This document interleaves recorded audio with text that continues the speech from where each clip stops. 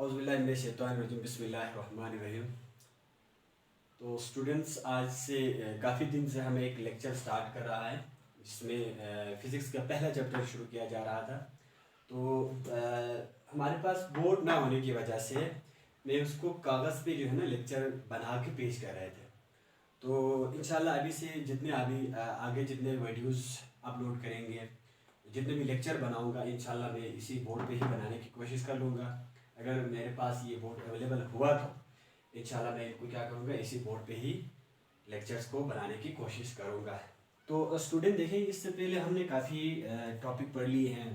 हमारे पास जो पहला चैप्टर था उसमें से तो पहला जो हमारे पास जो टॉपिक था उसको हमने पढ़े थे फिजिकल क्वांटिटीज़ क्या होते थे। ठीक है, फिजिकल क्वांटिटीज़।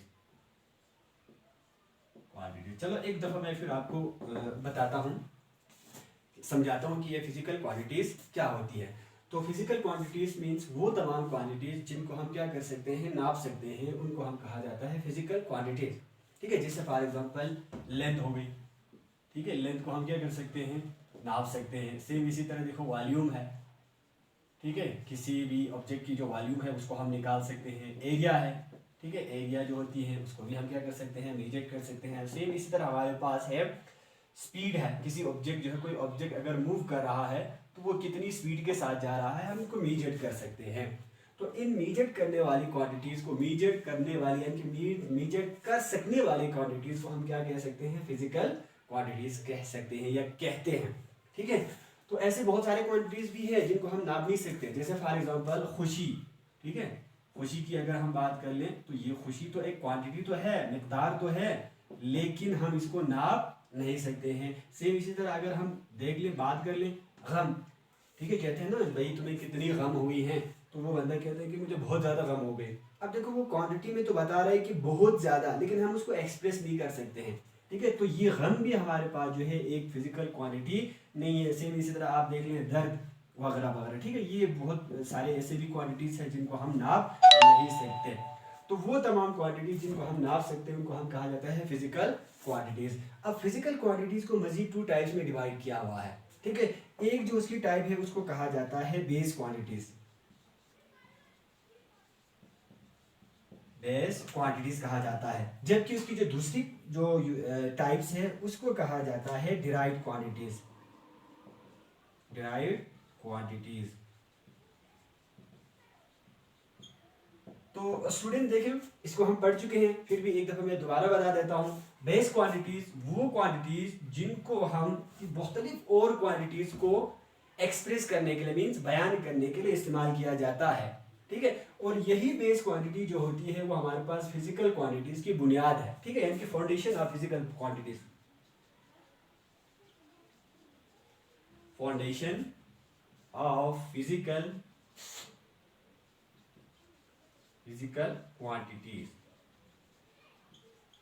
क्वांटिटीज। ठीक है, ये जो हमारे पास बेस क्वांटिटी जो होती है वो क्या है, फिजिकल क्वांटिटीज की बुनियाद है।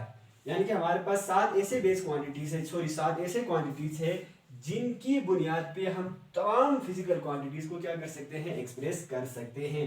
जो कि हमारे पास है लेंथ है, मैं सिर्फ इसकी सिंबल्स यहाँ पे लिखता हूँ। हमारे पास लेंथ है, टाइम है, इलेक्ट्रिक करंट है, ठीक है, जिसको आई से रिप्रेजेंट किया जाता है, अमाउंट ऑफ सब्सटेंस है जिसको एन से रिप्रेजेंट किया जाता है, इंटेंसिटी ऑफ लाइट है जिसको एल से रिप्रेजेंट किया जाता है, और सेम इसी तरह हमारे पास है मास। ठीक है, जिसको हम एम से कैपिटल एम स्मॉल एम से हम इसको क्या करते हैं, रिप्रेजेंट किया जाता है। तो ये हमारे पास हो गए 1 2 3 4 5 6। अब सिर्फ एक चीज़ रहता है, वो है हमारे पास अमाउंट ऑफ सब्सटेंस हो गई, अच्छा, इंटेंसिटी ऑफ लाइट हो गई, इलेक्ट्रिक करंट हो गई, टेम्परेचर हो गई, लेंथ हो गई, मास हो गई। अब हमारे पास जो है वो है टेम्परेचर है। ठीक है, ये टाइम को हम किससे डिनोट किया जाता है, स्मॉल टी से डिनोट किया जाता है, जबकि टेम्परेचर को हम डिनोट किया जाता है टी से। और इनकी यूनिट जो होती है वो हमारे पास लेंथ की जो यूनिट है वो मीटर है, जबकि आपके पास जो टाइम की जो यूनिट है वो है सेकेंड है। इलेक्ट्रिक करंट आई की जो यूनिट है वो एम्पियर है, जबकि हमारे पास जो अमाउंट ऑफ सब्सटेंस मोल की जो यूनिट है वो है, sorry, amount of substance means उसकी जो यूनिट है वो है मोल। ठीक है, और जबकि इंटेंसिटी ऑफ लाइट जिसको एल से डिनोट किया जाता है उसकी यूनिट जो होती है वो है कैंडेला है, जिसको हम कैट से डिनोट किया जाता है। और मास यानी कि किसी ऑब्जेक्ट की मास को, क्वांटिटी ऑफ मैटर को हम किससे डिनोट करते हैं, एम से, और उसकी जो यूनिट होती है वो होती है केजी। और इसी तरह हमारे पास लास्ट जो है वो है टेम्परेचर, इसको हम केल्विन से क्या करते हैं, नापते हैं। Type of S I units. S I units की कितनी टाइप है, तो हमारे पास एस आई है, एस आई यूनिट की जो है दो टाइप होती हैं। एक जो टाइप है उसको कहा जाता है बेस यूनिट, बेस यूनिट, जबकि दूसरा जो है उसको कहा जाता है डिराइव्ड यूनिट, डिराइव्ड यूनिट्स कहा जाता है। ठीक है, तो इसमें फर्दर एक एक को स्टडी करते हैं। बेस यूनिट किसे कहा जाता है, बेस यूनिट। अब देखिए बेस यूनिट तो समझ आ गई, standard quantity is called unit, जिसको कंपेयर किया जाता है किसी अननोन क्वांटिटी को मेजर करने के लिए। तो अब बेस यूनिट क्या है, तो बेस यूनिट मींस वो तमाम स्टैंडर्ड यूनिट्स जिनको बेस क्वांटिटी को मेजर करने के लिए इस्तेमाल किया जाता है। ठीक है, जो साध होते हैं उनको कहा जाता है बेस यूनिट। इसका मतलब क्या होगी, the units which are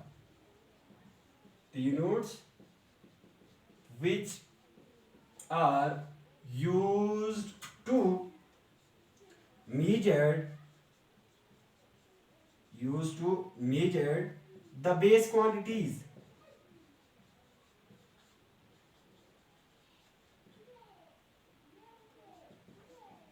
base quantities are called, क्या कहा जाएगा, बेस यूनिट, बेस यूनिट कहा जाता है। ठीक है, इसकी एक और डेफिनेशन भी है, ओ आर, या हम कह सकते हैं कि the units which describe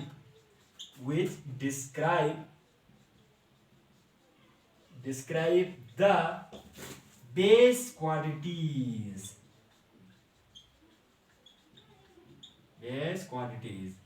are called base units. इनको क्या कहा जाता है, बेस यूनिट कहा जाता है। तो इसकी हमारे पास जो बेस यूनिट जो होती है वो 7 है। क्यों, क्योंकि हमारे पास बेस क्वांटिटी 7 है। जब बेस क्वांटिटी 7 है तो बेस यूनिट भी लाजिमन क्या होनी चाहिए, 7 ही होनी चाहिए। तो देखिए, जब एक जो कमेटी होती थी इंटरनेशनल, जो वेट एंड मेजरमेंट की बुनियाद पे एक कमेटी बनी हुई थी, उस कमेटी ने पेरिस में जो है एक जनरल कॉन्फ्रेंस हुई थी। उस जनरल कॉन्फ्रेंस में उन्होंने क्या किया था, 7 जो बेस क्वांटिटी है उनकी 7 यूनिट बनाई गई, और उन यूनिट्स को क्या कहा गया, बेस यूनिट्स कहा गया, और उसी को कहा जाता है एसआई यूनिट। ठीक है, एसआई बेस यूनिट कहा जाता है। और उसी एसआई बेस यूनिट को हम इस्तेमाल करते हुए बहुत सारे जो क्वालिटीज है उनकी यूनिट को भी हम क्या कर सकते हैं, आसानी से निकाल सकते हैं, भी अखज़ किया जा सकता है उससे। ठीक है, तो उसको हम एक हम यहाँ पे स्टडी कर लेंगे। जैसे फॉर एग्जांपल हम कहते हैं एक बेस यूनिट जिसको हम कहा जाता है मीटर। ठीक है, तो ये मीटर खुद है क्या है, ठीक है, बेस यूनिट में पहला जो एग्जांपल है वो है मीटर है। ठीक है, जिसको हम किससे डिनोट किया जाता है, स्मॉल एम से डिनोट किया जाता है। तो ये हमारे पास एक रॉड होती है। ठीक है, इतना सा रॉड है, सपोज किया यहाँ पे मैं इतना सा एक रॉड है जिसको कहा गया है 1 मीटर। ठीक है, 1 मीटर या 1 एम से जाहिर किया जाता है, जो कि प्लाटिनियम और पैलेडियम से मिलके बनी है। ठीक है, ये दो मेटल जिससे मिलकर प्लाटिनियम और पैलेडियम से मिलके बनी है, और रॉड होती है जिसको कहा गया 1 मीटर। और कहा गया कि अब जब भी हम किसी चीज की लंबाई को नाप लोगे, यानी कि लेंथ को नापोगे, तो इसी के साथ कंपेयर करके हम क्या कर लेंगे, लेंथ को नाप लेंगे। तो यहाँ पे सपोज कर लें आपके पास एक ऑब्जेक्ट है, ये सपोज कर लें क्या है, कोई ऑब्जेक्ट है।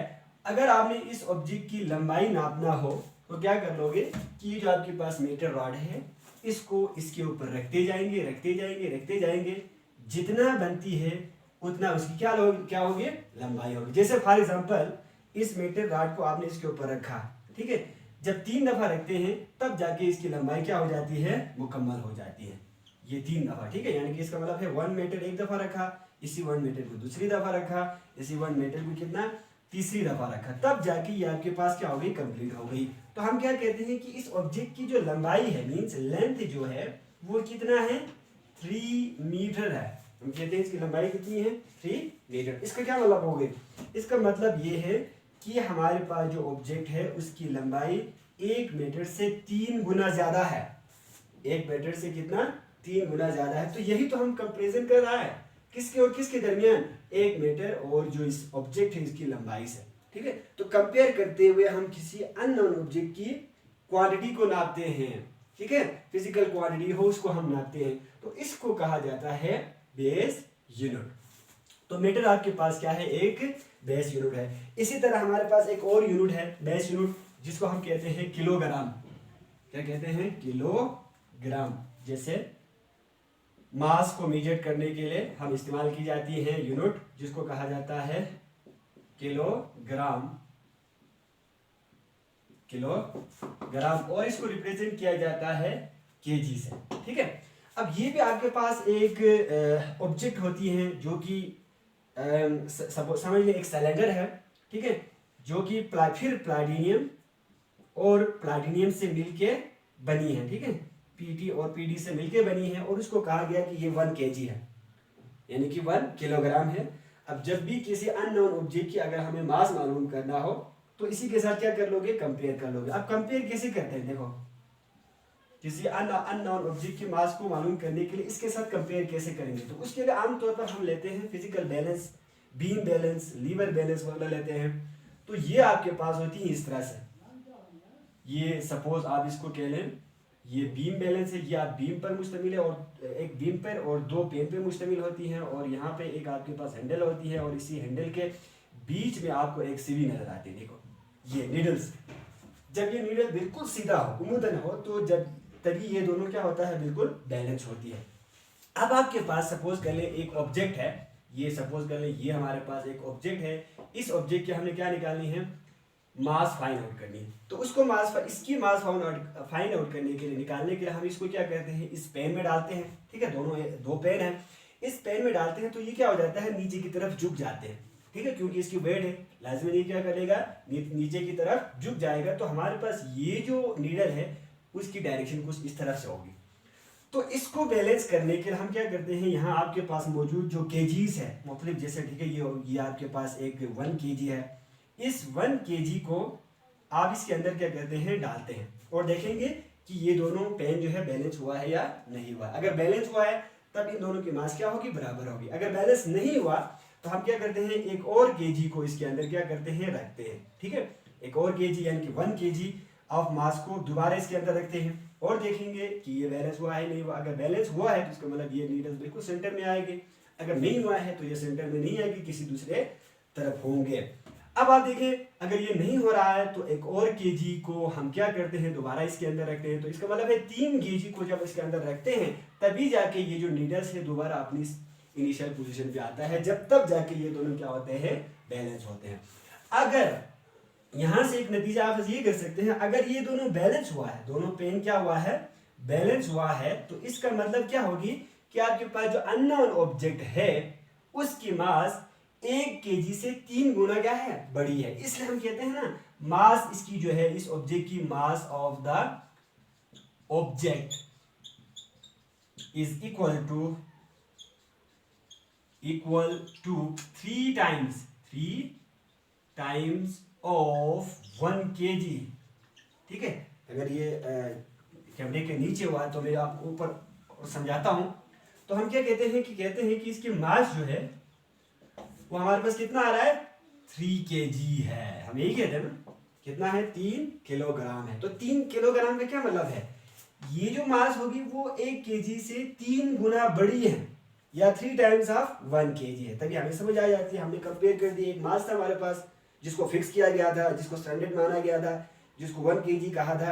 अब हमारे पास जो ऑब्जेक्ट है जिसकी मास हमें मालूम नहीं है, उसको हम कैसे कह सकते हैं कि इसकी मास इतनी है, तो सिंपल हमने उसी केजी में एक्सप्रेस कर दी कि हमारे पास जो ऑब्जेक्ट है वो कितना है, 3 टाइम्स है। तो ये हो गए हमारे पास बेस यूनिट। अब बेस यूनिट 7 है, इन 7 को आप देख सकते हैं। अब आते हैं हमारे पास दूसरा जो क्वांटिटी यूनिट जो है वो है डिराइव्ड यूनिट। क्या है, डिराइव्ड यूनिट। अब डिराइव्ड यूनिट क्या है, डिराइव्ड यूनिट मींस दो तरीकों से हम इसको डिफाइन करेंगे कि वो यूनिट जिनको डिराइव्ड क्वांटिटी को मेजर करने के लिए इस्तेमाल की जाती है उनको कहा जाता है डिराइव्ड यूनिट। तो देखिए the units which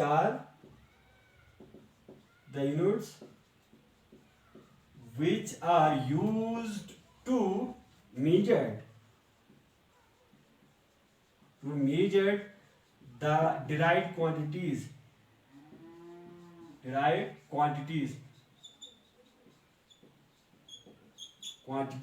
are called, क्या कहा जाता है, derived quantities।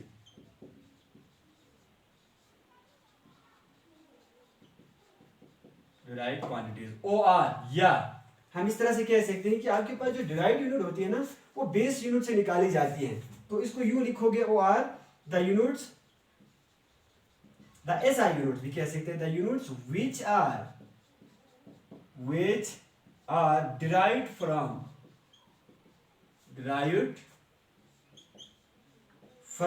base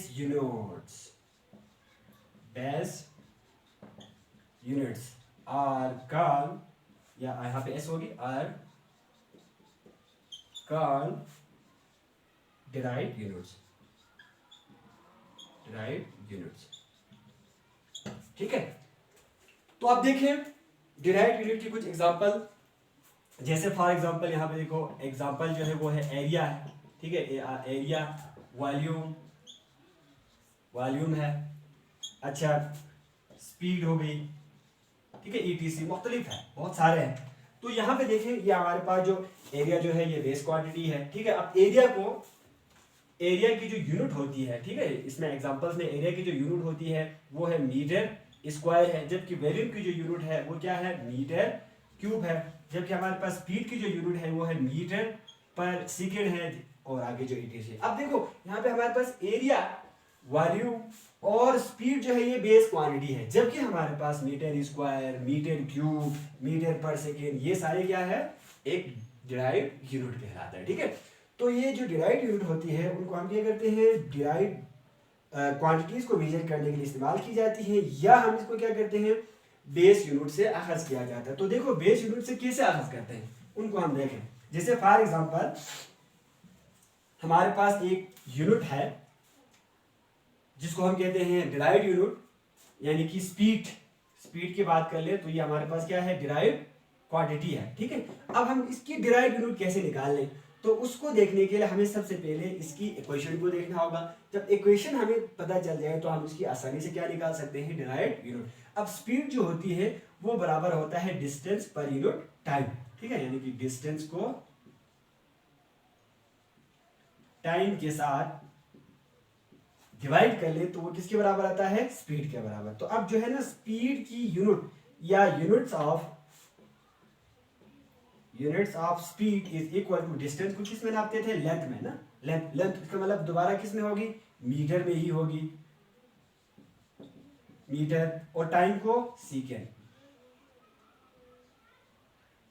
में। तो इस तरह से हमारे पास मीटर को हम स्मॉल m से डिनोट किया जाता है, जबकि सेकंड को s से डिनोट किया जाता है। तो ये हमारे पास एक डिराइव्ड यूनिट है, ठीक है, यानी कि जिसको हमने कहां से आगाज किया, देखो दो बेस क्वांटिटी से, ये भी बेस यूनिट है, ये भी क्या है, एक बेस यूनिट है, जबकि ये भी क्या है, एक बेस यूनिट होती है।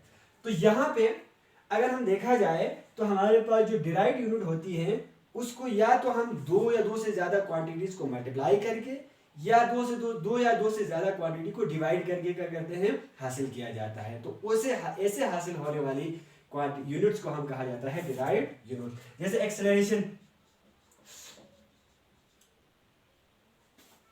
एक्सेलरेशन ये एक डिराइव्ड क्वांटिटी है जो कि बराबर होता है वेलोसिटी ओवर टाइम के बराबर होती है। अब इसकी यूनिट निकालें, कैसे होगी, वेलोसिटी खुद होता है हमारे पास मीटर पर सेकंड के बराबर है, डिवाइड बाय टाइम तो पर सेकंड, मीटर पर second is called the unit of acceleration. तो देखो ये एस जब आप ऊपर जाएंगे तो ये इसके साथ क्या होता है, मल्टीप्लाई, ऊपर मींस ये इसके साथ मल्टीप्लाई होगी क्योंकि यहाँ पे भी 1 है ना, और ये 1 और m मल्टीप्लाई होगी। इस तरह से हमारे पास एक्सेलरेशन की जो यूनिट बनती है, ठीक है, SI unit of acceleration is metre per second square. तो यहाँ पे आप देखो जो अभी हमने कहा था हमारे पास जो डिराइव्ड यूनिट होती है, दो यूनिट को, दो यहाँ पे देखा जाए तो ये आपके पास मल्टीप्लाई होगी, दो यूनिट, दो या दो से ज्यादा यूनिट को मल्टीप्लाई और या डिवाइड करके हम क्या कर रहा है, हासिल कर रहा है। तो ऐसे हासिल होने वाले यूनिट को हम कहा जाता है डिराइव्ड यूनिट।